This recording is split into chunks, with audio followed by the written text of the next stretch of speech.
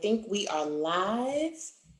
Welcome, everyone. My name is Sandra Dennis. I'm with Avancé Ensemble, and we are a movement for Haitian American young folks to preserve Haitian culture and Haitian Americans born stateside and to build economic and political power in South Florida's Haitian community. We are super excited to have with us these fabulous women. We're going to be joined by Gypsy Mentalists in a few, but it is so critical that we talk to these women today because they are running in critical races for our community. And so that is why we thought it to be super important to make sure that we share our platform and our space with them. So we're going to start with introductions and start with Representative Dottie Joseph, and then we're going to go to Miss Marie Woodson, who's running for State House as well, followed by Nancy Mateer. Awesome. Thank you so much, Sandra. I'm excited about the work that you and Avancé Ensemble are doing to get our young people engaged and participating, because every issue that we care about is on the ballot. If you have people fighting for your issues and understand your issues, guess what? Your issues are on the ballot. So for those who don't know me, my name is Dottie Joseph. For the Zoes in the house, Dotsie Joseph. And I proudly represent Florida House District 108, which includes Miami Shores, El Portal, Biscayne Park, parts of the city of Miami, including Little Haiti, Liberty City, Design District. I got Morningside and parts of North Miami and a whole swath of unincorporated Dade. Born in Haiti, raised in Miami, Yale undergrad, Georgetown Law, civil rights attorney. I kicked butt and came back home to serve, right? I got sucked in this because the people who are representing us were not really fighting for the people. They had other interests. And I believe I have a skill set that helps me do just that. Pou m'pale ak moun pa nou, m'ap just di ke, nou bezon moun kap pale pou nou, right? Like, pa pou tout lot intere yo genyen, men pou nou mem, em kon pale. So, I am Dottie Joseph. Thank you. Thank you so much, Rep. Joseph. And I'm always super proud of you for continue the amazing work that you're doing at the state. We're going to go with Marie Woodson. I can't top this. You know, Dottie, I cannot top this, but I'm going to try to do my best. You don't have to top. That's the beautiful thing about all of this. We just do our thing. So you have the floor. I know you're going to rock the house. Pick it up. Oh, God. Good evening, everyone. Good evening, Sandra, Nancy, all of us in there. Central, you are doing an amazing job, okay? I have to give it to you. I was on the show earlier and I see the great work that you're doing in order to empower our community, our young, good generation, as well as the older ones also. You're not doing just the young ones, you're doing everyone. And for that, I'm grateful and thank you to have you as a sister, as a friend, as someone who is standing in the community and doing some great work. So I'm here this evening with those two amazing people as well. Representative Dottie Joseph, who is doing a fantastic job. Like she said, she's kicking butt. And Nancy as well is a firecracker. And this week I'm a winner because I was with Nancy the other day, one of my admired person actually. She's a little sister to me, tell you the truth. And Sandra, today I'm with you, so I'm in good hands. My name is Marie Woodson and I'm a candidate running for State House District 101. Yes, I say 101, which entails Hollywood, Pembroke Pines, Miramar, Hallandale, West Park, and Pembroke Park. I have been at this for the past year, actually walking the district, but as you know, because of COVID, we have to step back and cannot go and canvass. But we are still reaching out to the people and we are getting some very positive response. I was born and raised in Haiti, came here at 21 because I was denied of an opportunity to attend medical school in Haiti. And seeing the bad side of politics, and also coming to the United States at a young age, 21, I started working for county government after I had a little job in a factory for about 2.5 months. Working in county government, I was blessed to see the good, the bad, and the ugly. So those two things, first, the opportunity that I was denied from Haiti, coupled with my work in government, really pushed me even more to run for public office because I see what you can do when you have access to certain things, the good that you can do in your community. So this is what motivated me to run for office, and I'm giving it my best shot. I took a bold decision after 35 years of service in county government. I know that I can do the job, and I'm committed to do it, to make sure that we also have a seat in Broward. And I don't want us to have just one seat. I hope a lot of y'all can go for office so we can have more seats at the table. So this is what I'm running.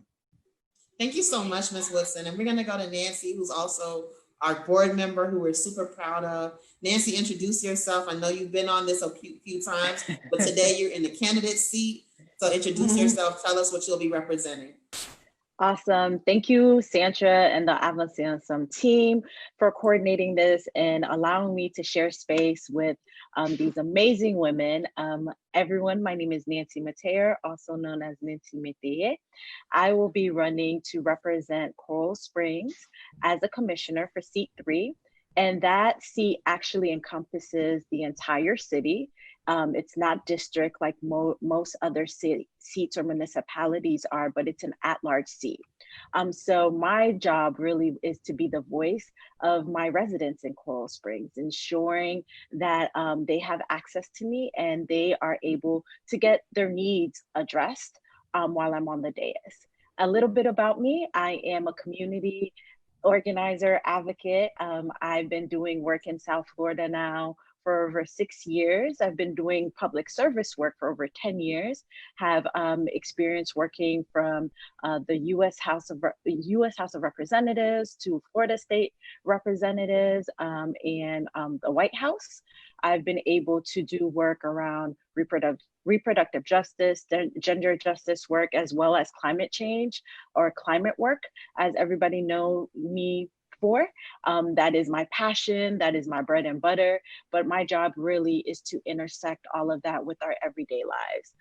I look forward to this conversation and folks learning a little bit more about me and what I plan to do in the city of Coral Springs. Thank you so much. And again, we'll be joined by Ms. Gypsy in a few. She had to wrap up an interview. We know that for folks who are running and their elections in August, we are almost at the, I think we are at the month out, 30-day mark. And so I know this time that you're going to be spending with us is not, we don't take it for granted that you're sacrificing being out in the community, really talking about getting in front of voters or, making calls for your campaigns. I want to start with just a simple question. I know Ms. Marie already alluded to it, but what inspired you all to run? And what in your specific roles are you hoping to be able to accomplish? We'll start with Nancy, actually. Yay, I'm in the hot seat. So I decided to run because I am a product of Coral Springs. My family and I have lived there for over 23 years, and I truly believe in representation. In 2018, the city elected the first Black person on the dais, and the makeup of our city is changing. It's important that our dais represents the commission. So I'm running to really push our city forward in an innovative way.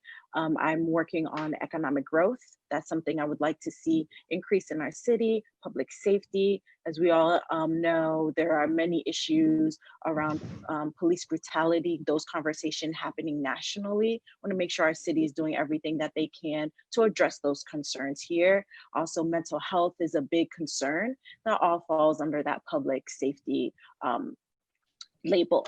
Lastly, environmental sustainability, as I alluded to earlier, that is my bread and butter.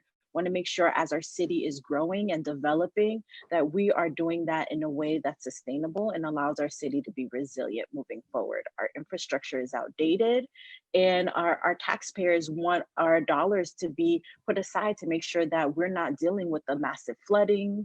We are ensuring that, like, if a natural disaster with strong winds, that our buildings aren't toppling over, because, as you know, with climate change, there will be more and more severe weathering. So we want to make sure we're prepared for that. I want to make sure our city is prepared for that. With that being said, this is my community. My nieces and nephews live in Coral Springs. I want to make sure that they have the best parks, want to make sure that their schools are in the best conditions, want them to feel proud of being a member of Coral Springs. So that is what I'm working towards. Thank you. We're going to go to you, Ms. Marie. As you mentioned, I have alluded to the reason that I'm running, but basically what I mentioned earlier, any Haitian parents, if you know what Haitian parents, well, they want you to go to medical school, law school, or being an engineer. My dad wanted me to go to medical school, even though I went, took the exam, and I aced it in Haiti because I did not have a godfather working for the government, so I didn't stand a chance. So that was a bad taste in my mouth and how politics work. And I intended to use the good side of it as opposed to the bad side. That's one. And as I mentioned, working for county government, you see things that can happen, things that you can do that's not being done. Like I mentioned, the good, the bad, and the ugly. So I'm not saying that I'm perfect, but I know dealing with it so much, you see what you can do to benefit your community. And I had made a decision that I would not do it until my youngest goes to college. So it happened 2 years ago. So I said, you know what? It's time to put my hat in the ring and run for the seat. And I want to run for this because there's so many things that can be done that are not being done. As well, we do not have a Haitian American in Broward County and the state legislature. We only have Representative Doty Joseph in Miami and Al Jacque in Palm Beach. And coming from county government, seeing how many lives I have impacted, not just Haitian, and I'm not saying for people to vote for me just because I'm Haitian. I can work with anyone, anybody, and also work for everyone and inclusive. I have an inclusive platform where I want to go and fight for all of us as Democrats. But being born in Haiti, being Haitian, I'm seeing the needs. I see a lot of things that needs to be done that are not being done. And a lot of people out there saying they are speaking for us. They are not, because we're not seeing the result. As we mentioned earlier, you see a lot of people coming and do turkey drives. Come on, we are smarter than that. We know what our needs are, and we don't need someone to come in and just give us turkey or give us a hand-me-down. We have to have an agenda, and we need to make sure that agenda items are on the table just like anybody else, so our community can benefit. When you're looking at our young people who are going to college, they graduate from college, they can't even afford an apartment, and we say we have affordable housing. They coming out with high student loans where they cannot even afford to pay those loans. They don't have a job, and we have people all over. It was Haitian American Heritage Month recently. Nothing was done for our community, and I have a problem with that. The only person that did something and she invited me was Commissioner Davis and Miramar. But other than that, none of those other cities in the district, they did not do a thing. What are we, chopped liver? No, we need to be counted. We have our seniors as well. Our seniors deserve to have a better quality of life. You go in all the different communities, you see centers that cater to different populations. Our seniors they don't speak English, because when you come here at an older age, you don't learn English, and that goes for every other group. We need to have programs to help our seniors get a better quality of life, just like any other one. And I can go on and on and on. Look at the issues that we're having with police brutality, where we're having so many issues. And don't get me wrong, we have some good cops, okay? But we have some bad head that we need to eliminate. So we need to pass legislation to address those issues. In the case of George Floyd, when you're going down the street, they don't say here's a Haitian or here's a black. If they see a black person, George Floyd should not have been dead. This cop should not have been allowed to commit this murder when he had 18 issues in those 18 years that he's been in the force, and nothing was done, 18 complaints. So it's a lot that need to be done. We together need to be at the table in order to get some of those things done. This is why I want to go, and I can go on and on. The list is long, but I know we don't have the time to listen to all of it. So this is why. Thank you so much, Marie Woodson. You're also, I just wanted to point of privilege. I live in Hollywood, so you're running in the district that I live in, and I'm excited to see someone who looks like me, who understands the community, really running in the district. I often also think that in Broward, folks forget, how much of a Haitian community or Haitian population lives in this area as well. When you think about Miramar, Pembroke Pines, even Hollywood, I'm often shocked. Shout out to Shaky Toe on Pembroke Road, who's serving some of the best Haitian food in Florida. So thank you so much, Marie Woodson, to kind of share your platform with us. We're going to turn to And can I say Representative something Josie. real quick? Can I say something real quick? Absolutely. I look forward to working with you because I know you have a lot to offer. Most likely, I look forward to working with you because a lot of the things that will happen, you would have a lot of say into it too. Thank you. Thank you so much. Representative Joseph, tell us about why you're running, what you've been able to do. I think that's a caveat from the question because you're already in office right now. Sure. I will talk about why I ended up running the first time, and then I'll talk about what I've been able to accomplish in the position. So, you know, mine is a story of why I didn't want to run, right? Like there are a lot of people who probably have similar stories. People would ask me to run and I'd look at them like I was crazy because when I was in college, I had the opportunity to intern with Congressman Peter Deutsch, first in his district office in South Florida. I actually think it was in Pembroke Pines. It's a district that was redistricted, and now Debbie Wasserman Schultz serves that, but it's not that same area. It's probably near where you are, Marie. In any event, so I had that experience. It was great. They loved me so much. They invited me to go to the Capitol Hill in Washington, D.C. So here I am on the Hill. And, you know, you get a behind the scenes view of how Congress works. And quite frankly, I did not like how the sausage was made, like just full disclosure. I was like, I don't want any part of this. Like, this is some foolishness. And then I went on about my business and I wrote off, you know, being anything related to politics. And before that, when I was in high school, I interned at the Miami-Dade Public Defender's Office and wrote off being a lawyer because I thought our criminal justice system just sucked. And there were people going to jail that just needed medical attention. This was back in the days of the crack cocaine epidemic. And you see a very different response now with the opioid epidemic. I wonder why. In any event, I lay that as the background because for a long time, I did not want to run for office. And my answer was, you know, not just no, but heck no. You know, I like my privacy. I don't have a lot of tolerance for BS and a whole lot of other things that I thought politics was.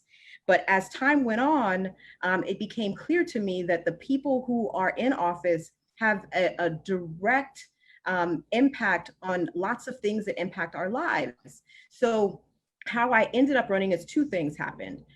One, at the time I made the decision to run, I was serving as deputy city attorney for the city, one of the municipalities in South Florida. And, you know, my role as the attorney was to give them the legal advice, give the commission the legal advice on what the parameters are of what they could and couldn't do.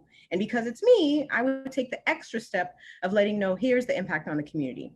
And, you know, between them and the guy who held the seat before me, sometimes they would just let us down, right? And I got tired of begging people to do the right thing. I didn't want to just be in the advice seat. I wanted to claim a seat at the table to try to get it right myself. So that was one thing. The second thing that happened is at the end of 2015, I was involved in not one, not two, but 3 car accidents, none of which were my fault, all in a very short span of a couple of months. And I got a couple of lessons from that. One is something or someone did not want me around, but something or someone did want me around and it was more powerful than the first thing, okay? So I feel like I'm living on borrowed time. I have no idea how much time I have left on this great big ball of mud we call Earth. But for whatever time I have left, I want to do as much as I can for as many as I can for as long as I can. So with that kind of fire in the belly propelling me, I had to have a real, you know, evaluation of what that looked like in my life. So I had to think about not just, you know, the financial impact, because at the time I was making a 6-figure salary, you know, a job with a pension. Where do you find those these days? You know, it's like an immigrant mom's dream.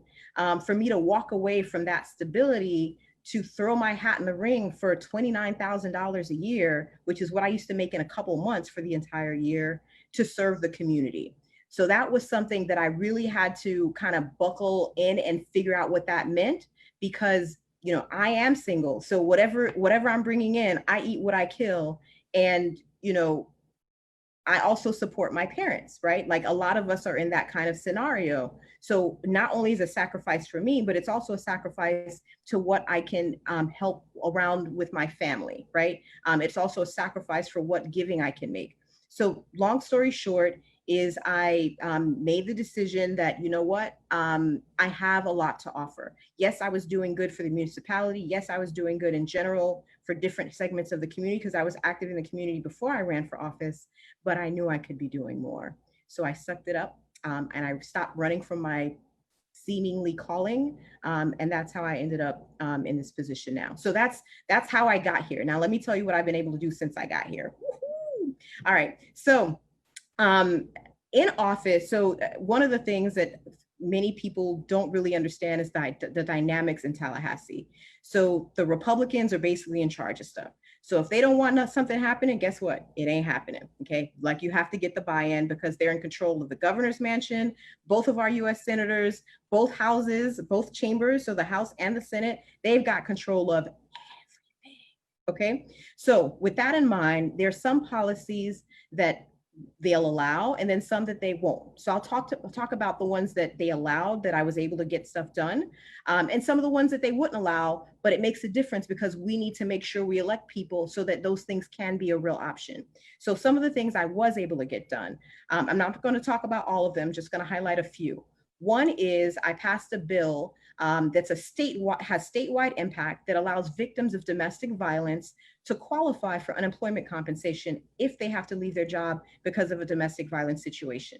We know that that's an issue in our community, and working with some advocates actually out of the Miami Workers Center who highlighted that particular issue for me. I mean, I told them, if I'm elected, I'm gonna add that as one of the things that I'm gonna take on. And we only get 6 bills. So you have to really pick and choose what you can work on. Now, before me, for over 12 years, Republicans and Democrats alike had tried to get this bill passed, but they couldn't. Am I the secret sauce? Not necessarily. Sometimes it's just timing. Because I'm an employment lawyer, I also understand the perspective from business. And because I'm an advocate for employees, I understand that perspective as well. So I was able to negotiate some things with some people that a lot of people were not able to. I was able to massage the bill to make sure it was palatable and acceptable for everybody involved. So it's a win-win. And that's how we got that particular bill passed. Another bill that I got passed is a claims bill. So if you sue the state of Florida or any of the municipalities for something like police excessive force or any other tort claim, negligence, slip and fall, whatever, there's a cap on how many damages you can get. There's a young man in South Florida by the name of Dontrell Stevens who was shot by police in the back. And he did everything he was supposed to do. He filed the complaint, he went through a lawsuit, and he got a judgment. The judgment was for millions of dollars because he had millions of dollars of damages. But because it exceeded the cap, he couldn't get the full amount. So he had to file what's called a claims bill. And I teamed up with my Republican colleague, because I know how to work with people, and we pushed this through. Now, to put this in context, in all of the history of Florida, there have been about 15 claims bills that have passed. These are very, very rare. But even before the Black Lives Matter movement, so this was, when I say the Black Lives Matter movement, I'm talking about the recent resurgence of it, not from the inception. As early as from January to March, we were working this bill and got it passed through both chambers, and the governor signed it into law, which means he's going to get his $1 million judgment, $6 million as a matter of fact, to cover some of his claims. So my role as a state legislator on the legislative side is to see where we can find places to stand in the gap, to mete out justice when we can. Because if we're not pushing for it, it doesn't just happen on its own. Because this man, the sheriff's office was not trying to hear him. They didn't want to hear anything he had to say. Jury, no jury. They were going to hide behind their statutory cap. But it takes people like us who stand in the gap and say, no, not on my watch. We're going to get him some justice. So that's part of it. Outside of just the legislature. So part of it is passing bills. Part of it is making sure we have a balanced budget, right? And I got money home for every single municipality in my district, but the governor vetoed it like he vetoed everybody else, Democrats and Republicans alike, because I don't even know why. I still can't figure out why. And nobody can figure out why. He just did it because he felt like it. So point is, we do part of our work, but some of that work goes beyond it, right? So if you're talking about passing the budget, that's the floor. If you talk about adding and passing legislation, that's a nice icing. But beyond that, you need people, we need leaders who understand what our community's needs are and proactively try to address them, whether it's making sure that we have testing sites. I got the first testing site in Miami-Dade County through a partnership with the state and the county that's a walk-up testing site, because not everybody has a car. And to make sure that it's also one that allows for people to show up regardless of immigration status, because we want everybody to be well, regardless of, you know, your immigration status. But it takes people to know those kinds of things about your community to push for them. There's a whole lot of other stuff I'm working on in the background that I don't really need to get into, and I could, but I want to make sure that my community has food, that my community has resources, that if they're getting hung up with unemployment compensation claims, they know they can come to me. So all of those extra things, you know, making sure that whatever information is disseminated is also accessible in Spanish and Haitian Creole. Why do I have to be the one to tell the state to do it? Well, it doesn't even matter, because it just needs to get done. And I'm there to be the voice to make sure that these things are brought to bear, whether it's women's issues, Haitian American issues, immigrant issues, Black people issues, you name it, I'm there for it. Thank you. Yeah, thank you, Representative Joseph. I want to welcome Gypsy Metellus to the forum today, who's going to be running for County Commission in District 3. We're going to actually turn it over to you to introduce yourself and to talk a little bit about, you know, why you're running. Yeah, so let's turn it over to you. You're on mute. There you go. Good afternoon, everyone. Thank you so much for the opportunity, Sandra. So I am Gypsy Metellus, your candidate for County Commission District 3. I decided that I would raise my hand and pursue this opportunity because for too long now, I think that I have just been dissatisfied with what I've seen. I have been unhappy with the lack of opportunities for people in this district. And so it was time that I moved out of the sidelines and jumped in myself because I believe that a combination of my experiences, my education, my skills, my relationships, and the work that I've done throughout this community for the past 37 years, I want to say, all of this has prepared me for this role. And it's a role I relish. It's an opportunity to be a champion, a strong champion for not just the Haitian population and the district, but to champion the needs of the very diverse community that is District 3. And by the way, it's probably among, if not the most, but it's among the most diverse districts in the county. And so I look forward to serving. I look forward to continuing to engage with community residents. I want to offer an opportunity I want to guarantee, not just offer, I want to guarantee that I will be transparent. I will guarantee that I will be accountable. And most certainly, as a guiding principle, that community engagement will be a priority, and particularly given the current context that our community, if not our country, is struggling through. Thank you so much.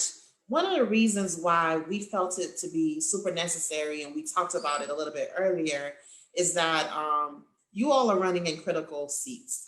You know, Gypsy for the county, Miami-Dade County, which is going to have a huge turnover in terms of commission, in terms of folks who will be new to the commission board. Marie Woodson, who is running for a state house seat in Broward County, as a woman, as a Haitian woman.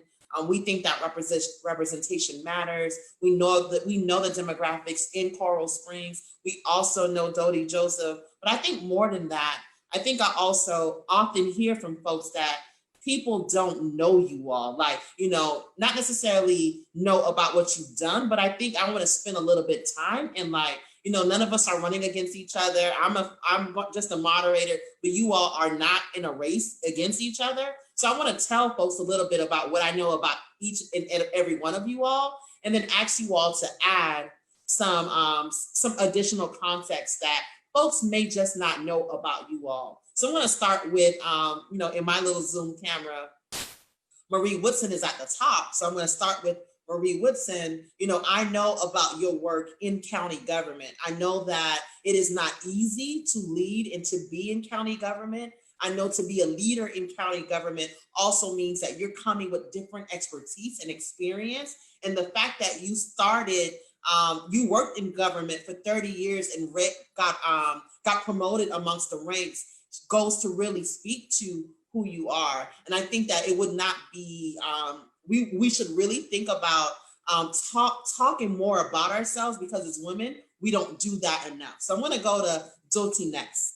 When she talks about her advocacy and how Doti, I've always known Doti to be a fighter for folks. I met Doti when I first started getting in Representative Joseph, when I first started getting involved in the Haitian community, and she was president of Haitian Lawyers Association. She was fighting around civil rights. There was a lot going on around TPS. Doti was always at the forefront, represented us not only in Miami, but also in DC. Everywhere I went, I saw Doti fighting for us. And I know that she continues to do that, in the State House. Again, women don't speak enough about themselves. And I think it's important for us to take up space to tell people what we've done, and not be about ego, but yeah, y'all are badasses, if I can say really, really frankly, and people should really know you all and get to know you all and really think about and learn more about your platform. Let me turn to Nancy, who's a board member of Avancé Ensemble, but not only a board member,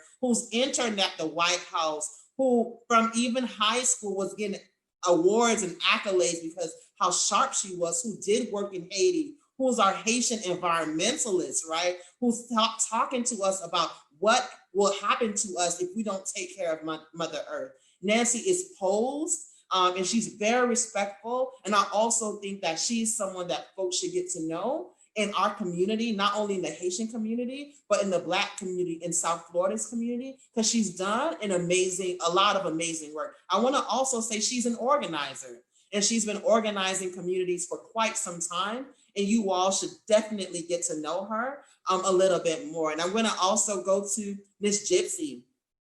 Gypsy, who I would say, when I think about what Sunlight is and what Sunlight means for our community, we don't know another institution that really centers the needs of Haitian community in the South Florida community. And she doesn't only just do that, she's also fought so hard for so many other communities, anything from making sure that they have access to services, access to funds to make sure that communities run, how she's invested in a lot of us who are here in terms of our leadership capacity. And so I think I wanted to take some time to really, push you all and nudge you all to really talk about what you all have been able to do in these communities. Because if we don't do it, folks are not going to do it for us. And I'll pause here and ask you all to say a little bit more about the work that you've done in communities. And we'll start with Nancy and go to Miss Marie. Wow, Sandra, thank you so much. That was amazing. So a little bit about me. I am a proud Rattler, Florida A&M University. For many folks who start looking for colleges, when I told my parents I was going to Tallahassee, they were just like, "You're leaving home?" So it was like FAU's around the corner, Broward College is around the corner. Why are you leaving? And that was one of the best experiences that I've ever had. And through Florida A&M University, I was able to be guided and given some great mentorship. And that's where I got my opportunities to intern at the Florida House of Representatives under Ari Porth and then Audrey Gibson. And then went on to intern with, at the time, Senator Bill Nelson, and spent some time with him, and then went on to the White House. And I was always very, very intrigued with policy. As Doti had mentioned, you're either an engineer or a lawyer. And that was the path I was going to be, but decided that it is so important that we understand how our natural environment impacts us directly. So I fell in love with the sciences. The STEM has been a part of my life since I was a little girl, from all the gardening. My dad is from Guanayu, so we are a huge farming family. So I grew up around knowing about my banana trees and my citrus trees and my cortisol trees and the leaves that heal you, your herbal healing, right?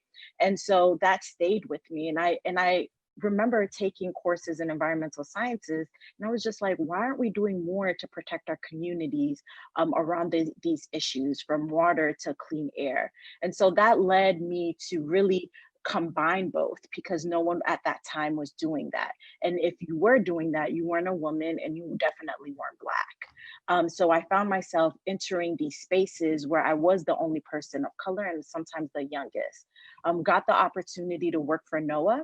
They funded my education, went out to Boston, Massachusetts, and did some work around fisheries, which love very much, and the ocean and how it contributes to our livelihood. And then the cholera pandemic hit, and realized that there was a national, international organization that really did not take responsibility for the deaths of thousands of people in Haiti because of their negligence, and said, this is something that our community needs to organize around. So immediately, that's when I said, listen, I have to do something.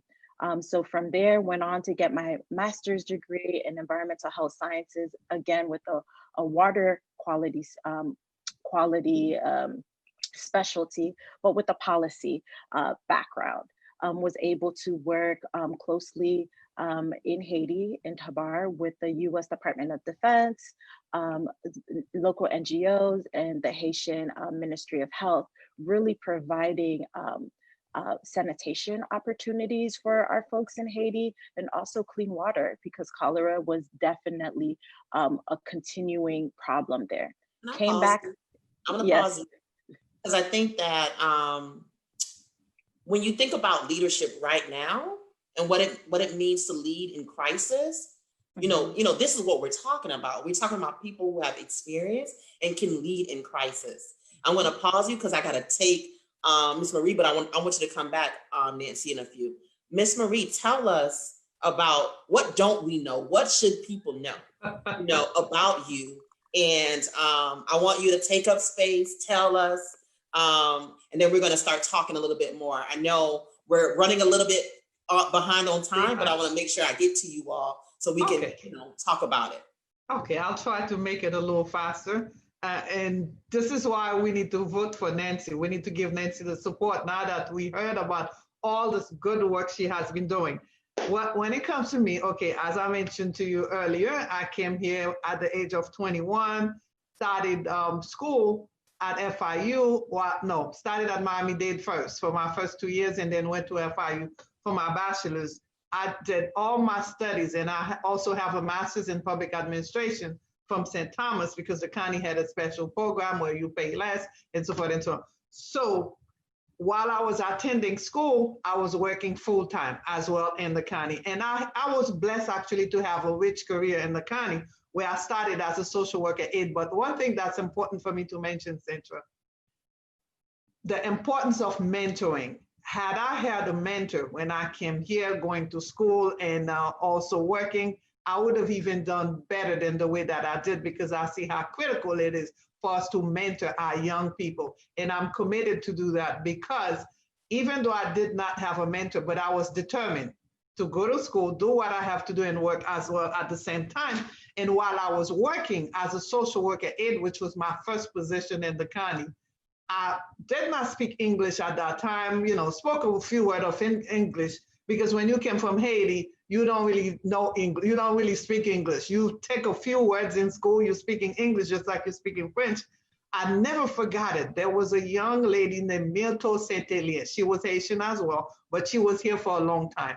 I used to be afraid, Sandra, to answer the phone, because I did not understand what they were saying when they called. And that young woman, I was talking to her and said, Myrto, I am really, I'm afraid to answer the phone. She tapped me on my shoulder and said, Marie, I got you. I got your back. And I never forgot those words. And she would answer the phone for me. And I would say, okay, I'll buy you lunch. She said, no, don't worry about lunch. Don't worry about lunch. So it's good to have someone who is watching out for you, who is there for you. And that even motivate me more to help others, to do more for others so they can get to where they need to be. So started working as a social worker, it moved on to a court counsel one, where I was working in the juvenile court with young people who got in trouble in the law, to assess them and refer them to the appropriate programs, go to the judge, make recommendations. Then I became a counselor too. Then after that, I started moving up to supervisors and then managers, and then I became a division director, a division manager, a division director, responsible for the disbursement of $18 million a month. And I wasn't even an accountant or CPA, to show you how God has blessed me at so many steps in the county where I had the opportunity to touch everything. Then I became an assistant department director, where I was responsible for social services for the entire county from the north end to the south end. I also had senior services, where we had 22 sites throughout the county and 4 adult daycare. Then I also had psychological services, which dealt with substance abuse and mental health. Then I had domestic violence as well. So I had 5 major divisions touching every aspect of human life that you can imagine. Then I was responsible for payment, which was the finance. And you know, the county, when you get to a certain level, you are involved in the process of that $7 billion budget for the entire Miami-Dade County. While I was doing that, working and also volunteering my time in the community. Up to now, if you go to my campaign account, my financial report, you would see people that I have touched in the county, people who have touched over the years, who want to support me because they know of the work that I have done. They know the person that I am, so they want to support. All the money that I have been able to raise come from small donations and people who really believe in Marie Woodson. I volunteer my time where, you know, the Haitian Women of Miami Farm, which is Family Action Network Movement, where I became the chair for many years. I was the chairwoman of the Commission for Women. I belong to the Haitian American Democratic Caucus, the Haitian Democratic Club, you know, all those different entities that I was able to volunteer my time while I work at the same time. I also sit on 3 boards in Hollywood. So I was blessed with a rich career where I was able to impact people, and I want to take all this experience, encapsulate all of it, and be able to use it in Tallahassee to continue fighting, to continue bringing resources down to my community in order for it to prosper. So it's not that they don't know, but I can't take all the time. I know you don't have a lot of time. That's amazing. I think what I've learned is government isn't new to you. You know government, you know, big-ish government. And this is not like something that you will be a novice at. You actually know this stuff. And I want to turn to Gypsy before we get to Representative Joseph. Thank you. Tell us, you know, there are a lot of folks who, you know, here's another a chance to really, you know, everyone is reintroducing themselves, telling folks about what you may not know that Gypsy has been involved in this community. So share a little bit about what folks may not know that your hands have touched in the community. Also want to tell y'all she's trilingual, so get yourselves together. Let me just begin, if I can just say that my trajectory resembles the trajectory of each and every one of you on this Zoom, as well as so many other immigrants throughout not just the Haitian community, but the others, right? So, you know, we arrive in the United States, we struggle with English language acquisition, we struggle to fit in, we struggle to affirm who we are as we're trying to fit in other corners. And so I know that the younger we arrived here, the more challenging I think the experience was. I arrived in the United States at the age of 12. So my family initially set up in New York. And this is really where my formative years began to shape. And this is where also I realized that not only is this conversation around, we didn't call it social justice, but that's in fact what it was, because it was really around what was going on in Haiti, the Duvalier dictatorship, the Haitian refugee crisis, and just the general condition of the neighborhood where I lived in New York, right? So there was always conversations around that. And I think that being in that kind of environment, I naturally followed my calling, and I found myself involved in college again, and many Haitian clubs, Haitian community activities. And what were the activities back then? There was either a protest somewhere, It was an anti-Duvalier protest, or it was a protest to defend the rights of Haitian refugees. And so I found myself doing quite a bit of that. After graduating from college, and before, let me make a point around graduating from college that I think Marie Woodson made. And it's this idea that many of us could have benefited tremendously from guidance, right? Because arriving in a new country, your family does not know what they don't know, right? And so they're not able to provide you the guidance in terms of how this country works, how the educational institutions in this country work. So how you should position yourself such that you could probably do like Representative Joseph did. You attend Ivy League institutions, right? So I think many of us did not do that for lack of just knowing and guidance, right? So that's just a little parenthesis. But moving on, when I arrived here in Miami, my commitment to community was already set, right? I found myself engaged in not just Haitian community issues, in particular, again, the Haitian refugee issue. I also found myself with the NAACP, with MCCJ, and a number of organizations that were working to improve racial and ethnic relations in this community, right? And so evolving again, I had a career in education. Many of you know some of my students who happen to be millennials like you all. So, you know, I think that I've impacted a number of students in this community in ways that continue to make me so proud. And so moving on from my career in education, I went on to county government. And in fact, I worked in the very county commission district that I seek to represent today, right? And even with that kind of load, if you will, I was always active. I chaired the Haitian Refugee Center Board. Then I became chair, among the first chairs maybe, of the Association of Haitian Educators of Dade. Then I moved on to the Society of Haitian American Professionals and Entrepreneurs. And of course, this includes a number of public and private boards, including the Knight Foundation's Community Advisory Board, the school districts, various educational boards. And so again, my activism was not strictly centered on the Haitian community, but yes, the Haitian community was a significant part of my day in and day out. And of course, you know, you evolve, your leadership evolves, the communities in which you work also evolve. And so I always found myself, though, in the multi-ethnic mix that is Miami-Dade County.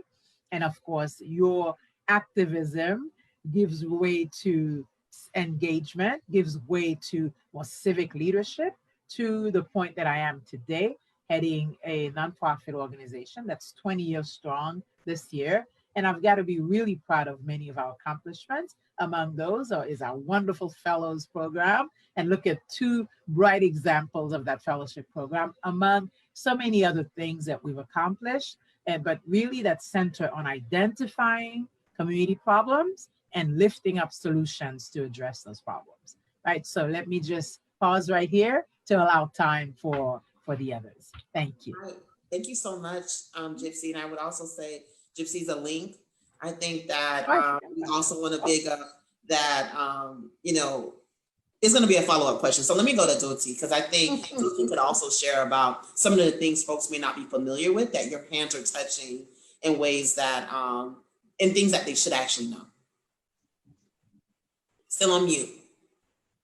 Unmuting, there we go. All right, so things that people may not know. So different segments of the community know different versions of me. It's all still me. So I was literally born into a family of service. So my mommy is a nurse and an educator.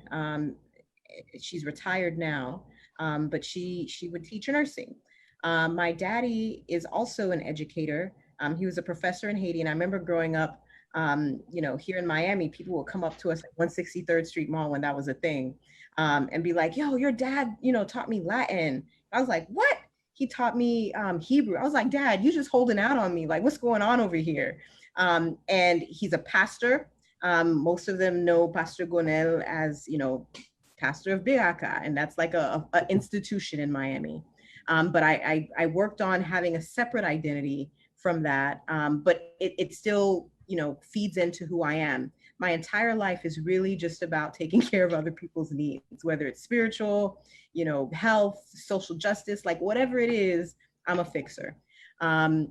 So that's what led me to some of the things that I mentioned earlier. So I'm going to try to just highlight stuff that people may not know. So when I decided what part of what led me to this path of public service is after I graduated, I had the opportunity to take some time off, and I came back home and I served as the acting youth director for my dad's church. And I saw this disconnect between the older generation and the newer generation, and just how they're missing the mark on a whole lot of things, some of which Gypsy alluded to in terms of resources and guidance and all of that stuff. So I wanted to help fill in that gap. I interned with an organization called the National Coalition for Haitian Rights that was doing a lot of advocacy stuff at the time. And I interned at the Carter Center in Atlanta. And with that, I had the opportunity to work with President Carter, not while he was president, obviously. I'm not that old, but afterwards. And I learned a lot about what he does well. And he's somebody who restored my faith in public service, because he's somebody who walked the walk, talked the talk, and he's really in it about service. He doesn't have any other ulterior motives. And that between him and a couple of my mentors, they were like, listen, Dottie, you're passionate about civil rights and human rights. You really need to consider law school. And that's what made me revisit the whole law school thing after I had written off being a lawyer. So I sucked it up. I did a program in The Hague in mediation and conflict resolution, which was amazing. And then I went to Georgetown Law. While I was there, a lot of my friends were doing like really fancy work, getting big money at big firms. But I was out there doing the Lord's work. So I would do something domestic and international each summer. And I also worked at the US Department of Justice's Civil Rights Division. So I'm very intimately familiar with our civil rights laws.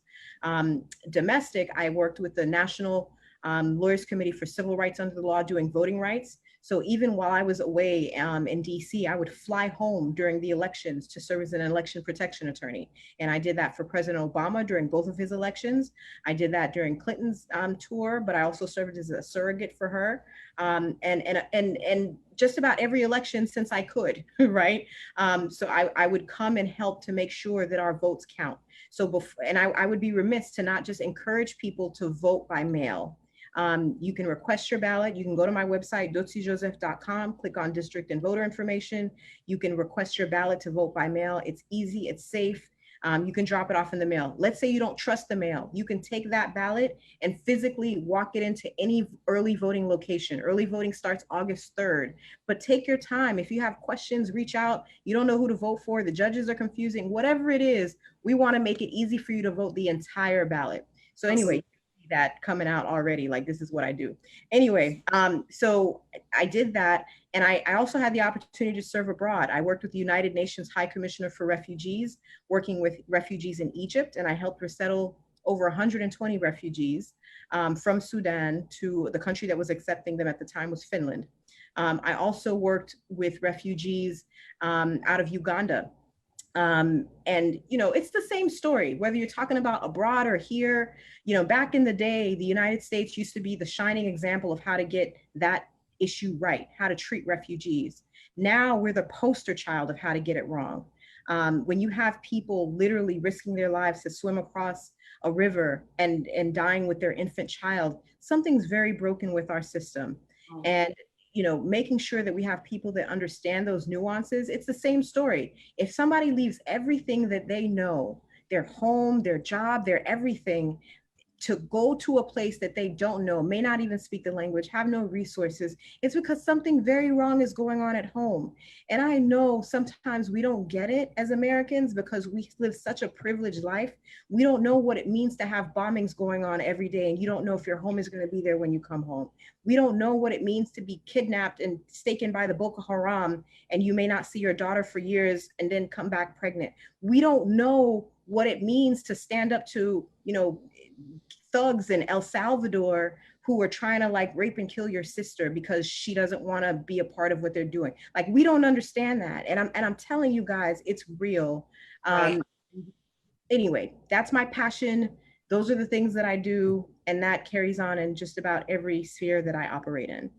I know we said we allocated about an hour for this, and we're almost at the hour point time check. And I want to go to Gypsy because I know she has another engagement right after us. Gypsy, tell folks, because I want to ask a hard question to everyone, but I also want you to share really quickly how folks can find you and support you. You know, we're Haitian folks, Haitian Americans running in districts that are not only Haitian. There's a lot of conversation about, you know, whether Haitians can represent everyone. There's conversation about whether or not, you know, we really get Blackness. It's a hard question, but I think everyone on this panel could answer it because I've seen you all work and represent everyone. So what do you say to those folks who question our ability as people, as folks who grow and are also in the struggle and in solidarity with our brothers and sisters? How do you answer that question? And as well, I know it's a wrap-up question for you. Tell folks how to find you on the back end of that question. Go ahead. So I first of all, I dropped the website information and on the chat. So maybe you can share it for me. I sure will. So how do you answer to those who would assume that you can't represent anyone other than your own kind? Well, you tell them to look to your trajectory.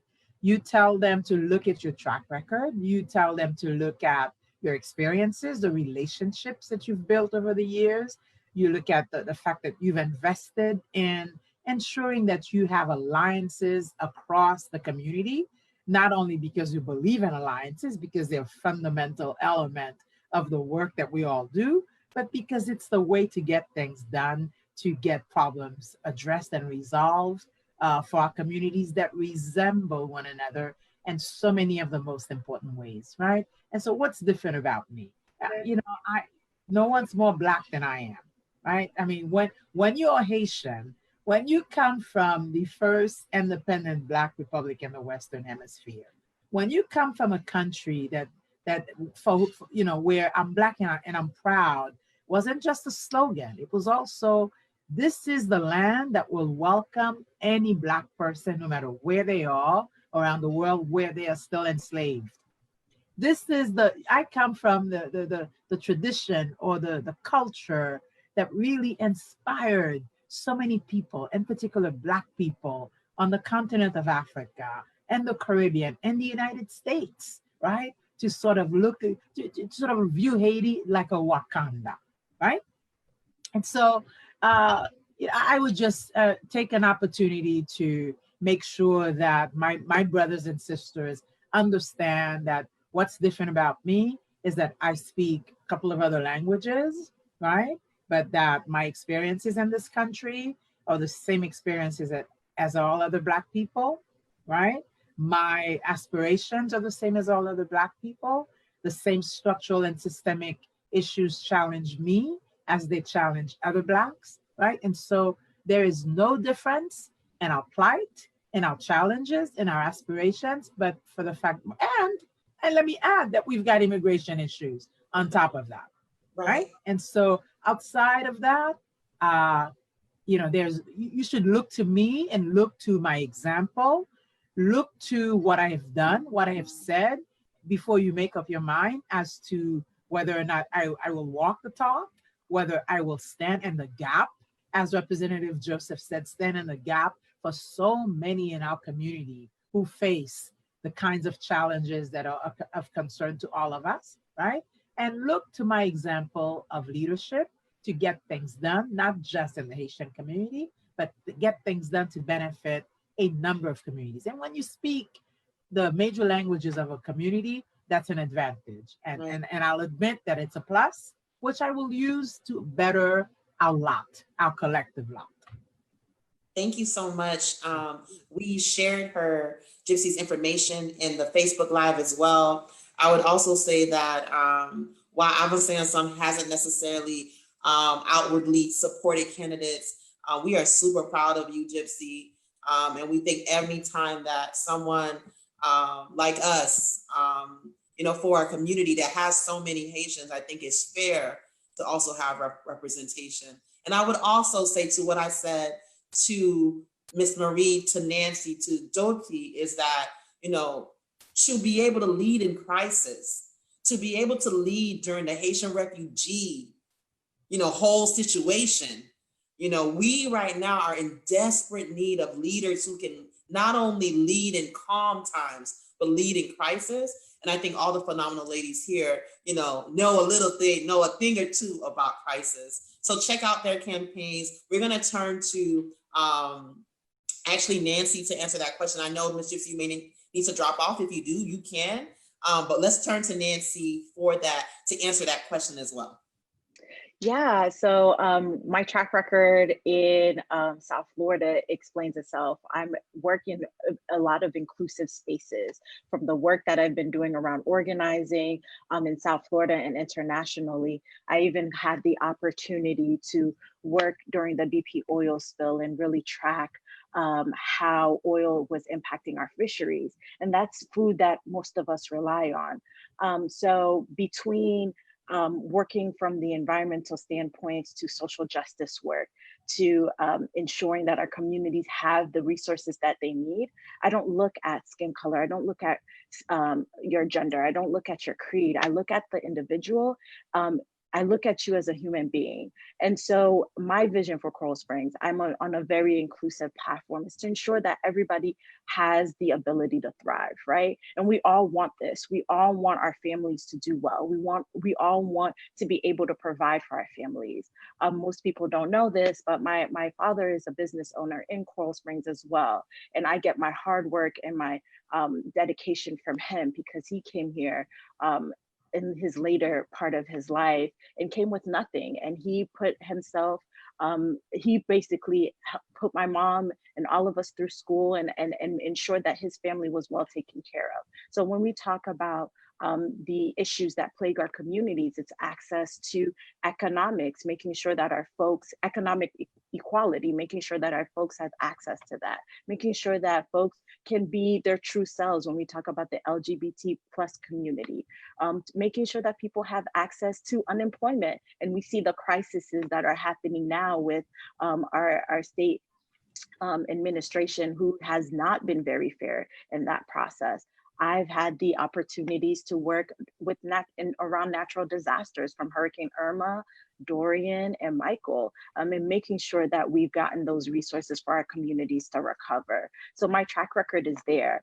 I have the experience. I've had the experience of budgeting managing large budgets, from, as I had explained, with my experience over internationally in Haiti, and then with my work at the New Florida Majority around our Florida Disaster Preparedness Plan, where I've worked closely with folks on this call and making sure that our folks got what they needed to recover, prepare, and weather the storm. So with that being said, Coral Springs, if for those who are watching, you're in good hands, because I know what I'm doing. Don't let this young, youthful face fool you. I have years of experience of managing not only budgets, but also building relationships. And that's very important when we talk about getting things done. Being able to have open transparency and really working together, even though we don't agree all the time. But it's all about compromise, and it's all about building community.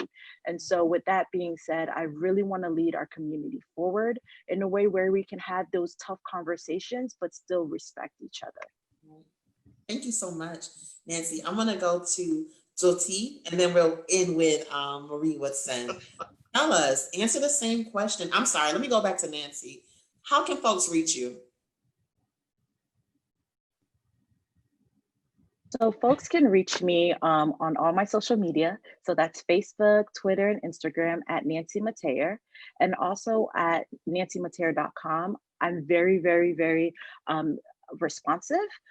Email is the best way to reach me for those who would like to have more deep conversations. So that's electnancymateer@gmail.com. I'll also drop my phone number in the chat for those who want to have more conversations and continue building. So thank you. We're gonna go to you, Representative Joseph. Awesome. What do you say?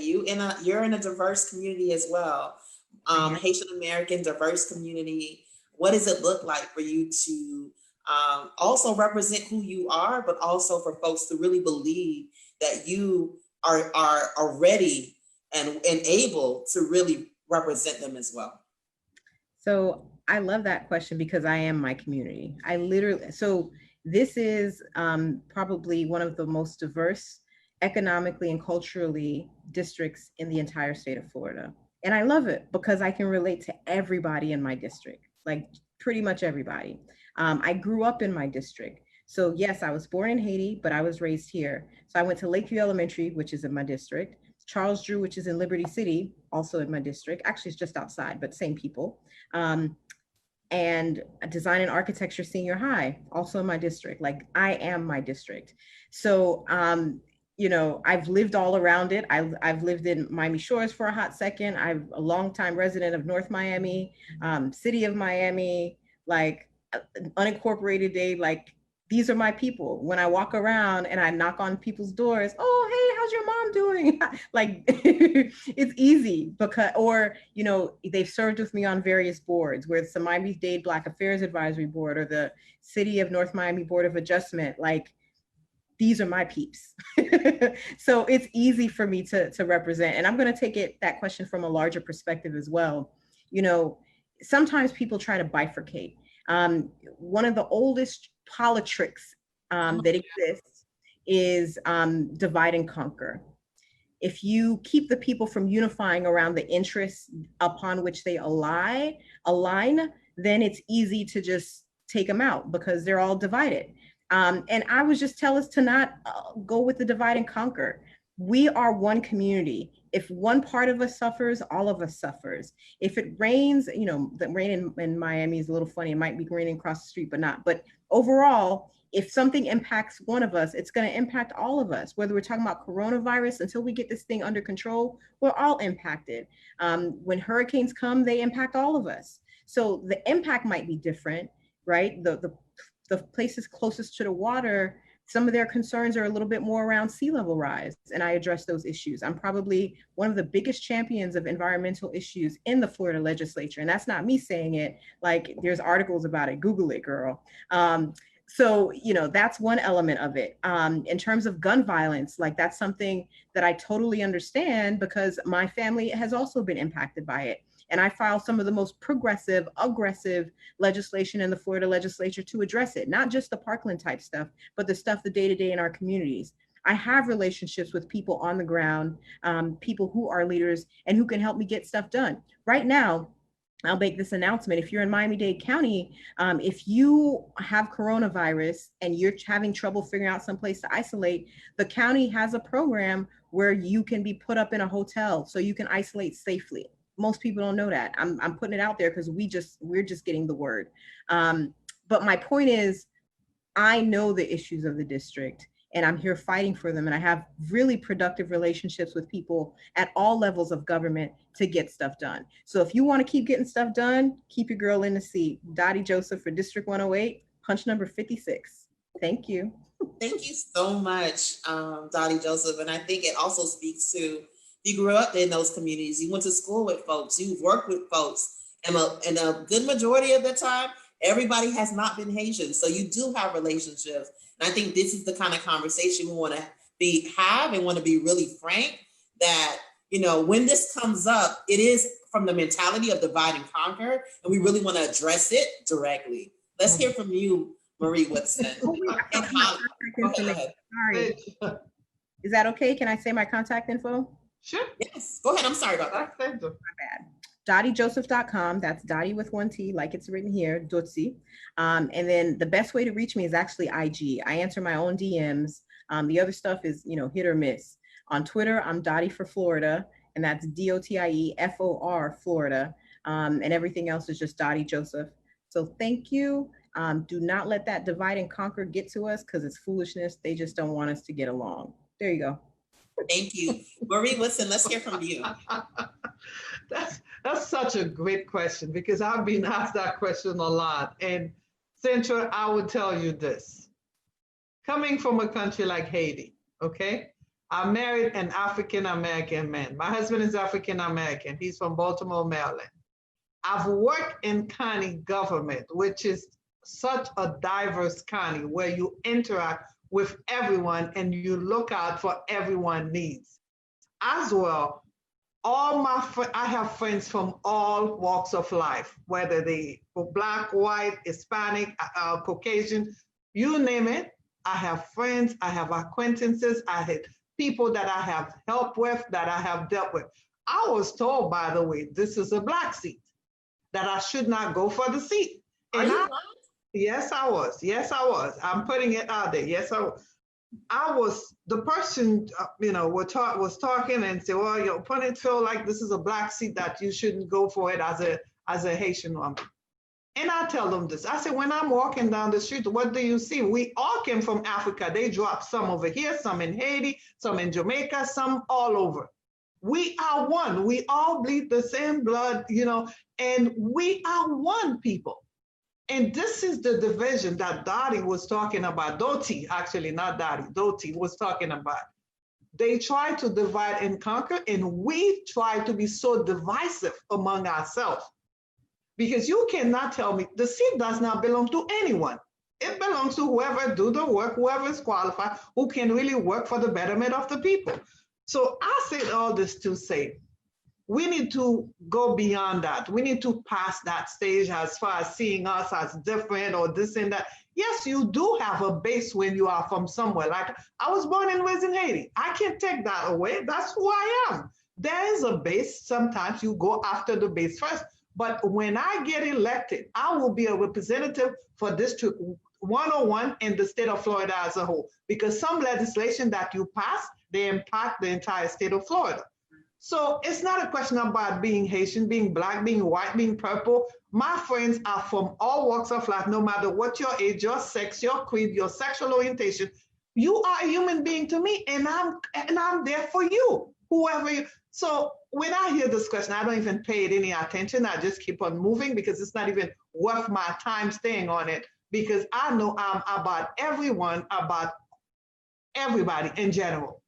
Because when you are elected in office, you're not elected for just a certain group of people. You are elected for everyone, even if they don't live in your district. Just like right now, I'm getting a lot of calls from people who cannot get to the system, the unemployment system that is so, I feel like we need to just dismantle the whole thing and start all over. People are calling me, and I'm reaching out to people here. I reached out to Senator Pizzo, because there were some issues with people living in his district, and I was calling Tallahassee, and some of the people, they're not Haitian. I help anybody, whether you're Hispanic, you're white, anyway.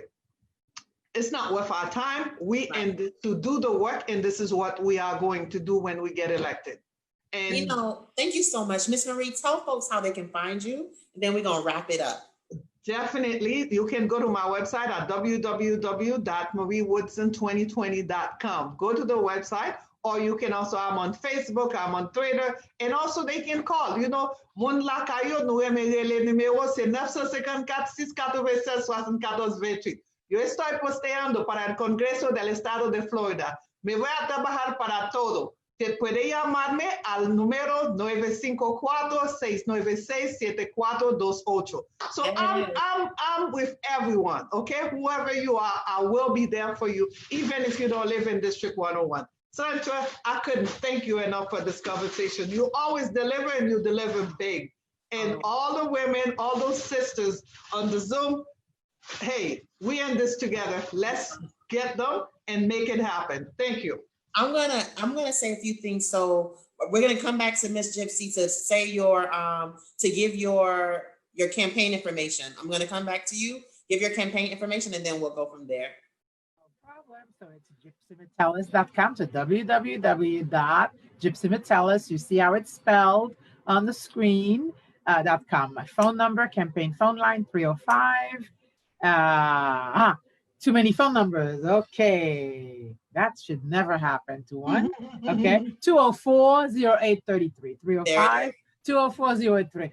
That's because there are three numbers, right? But the number that you're going to get me at is 305-204-0833. Thank you. Thank you so much. I wanted to say a few things. I'm going to say on some again. Everyone, we don't have space for everyone, but these are critical races. We know Representative Joseph, Gypsy Metellus, and Marie Woodson are up in August. tomorrow is the last day to register to vote in the August Florida primary election.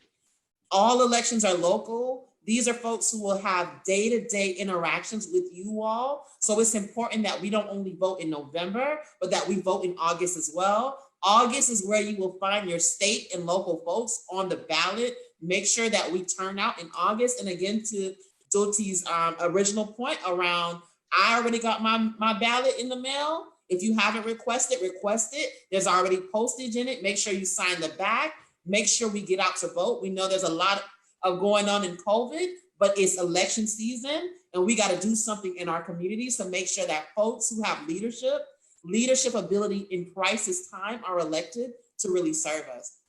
The second thing I'll say, and I think it kind of wraps up this point, is that, you know, for so long, we're such a big community. We could also say that folks haven't represented us, but instead we have worked together. We have served on board committees. We've been appointed because we know that, you know, we're a part of a large Black diaspora.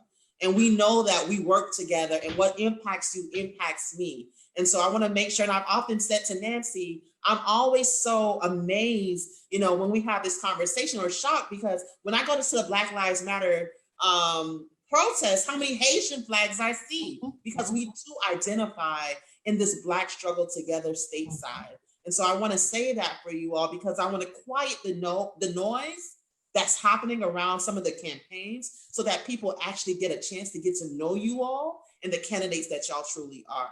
We're super proud of you all. We can't endorse, but we can definitely share our platforms with these critical races. Again, we have Doti Joseph, who's running for state representative, District 108. 108?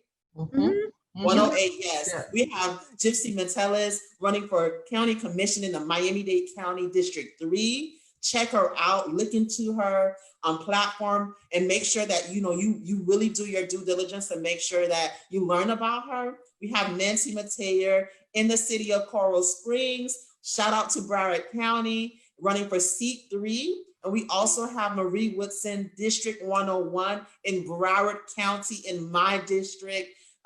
So I want to make sure that you all learn about her as well. And we're asking everyone, if you love what they're doing, if you love what you heard, don't only just listen to it, share it, make sure your families know, volunteer on their campaigns, give $1, give $5, give 10, give 50, give 100, because for so many of them, they have less than a month at this point to get them to the finish line. And for Nancy, you know, come after August, all things lead to Nancy to get her cross in November. Again, we're as nonpartisan as we can be. We're as neutral as we can be. But for our family, we will always give this platform. Thank you so much, ladies. We really appreciate it. And I wish you all the best and all the success in the world. And I know you all will do well. That's it. Thank you. Thank you so much. Thank you. We appreciate you and we love you. Yes.